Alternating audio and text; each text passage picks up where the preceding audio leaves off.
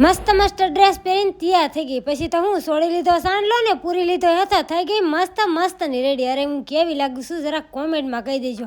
અને હા, મારે બહાર જવાનું હતું. અરે મારે એક યુટ્યુબરનો ફોન આવ્યો હતો કે આપણે બહાર જવાનું છે. પછી નરેશ ને હું થઈ ગયા હાલતા. અરે સીધો નેર વાળો રોડ પકડ્યો. અરે થોડી ગાડી હાલી ન હાલી તા તો ટ્રાફિક જામ. ત્યાં પૂગવામાં દીએ આથમી ગયો. હા, સુરત દાદા નમી જા. પછી તો હું સીધા પૂગી ગયા પ્રભુ સેવા આશ્રમ. અરે અમારે અહીંયા આવવાનું હતું. અનિશાબેન ને પેલું પેમેન્ટ આવ્યું કે નહીં, એટલે અમારે પ્રભુજીને જમાડવાના હતા. અરે હા, અહીંયા 8 થી પણ વધારે પ્રભુજી છે, એટલે બધાને જમાડવાના હતા. પેલા અનિશાબેન એને આરતી ઉતારવાની હતી. અરે અનિશાબેન ને સાજીદભાઈ મળ્યા આરતી ઉતારવા. નરેશ ને ખુશી પણ આરતીમાં ઉભા રહી ગયા છે. અને આ પ્રભુજીની મોજ તો કાંઈક અલગ જ છે.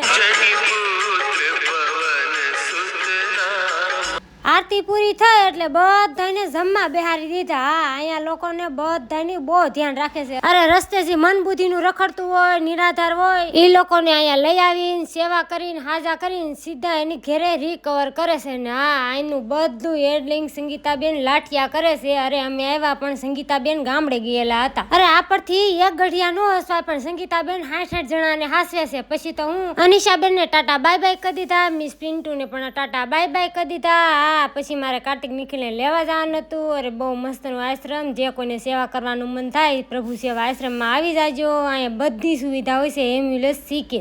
અરે સીધો નેરવાળો રોડ પકડી લીધો. મારે નરેશને સોમવાર હતો એટલે અમે કાંઈ પ્રસાદી લીધી નથી. વિડીયો ગમ્યો હોય તો લાઈક છે ને સબસ્ક્રાઈબ. જય માતાજી, બાય બાય.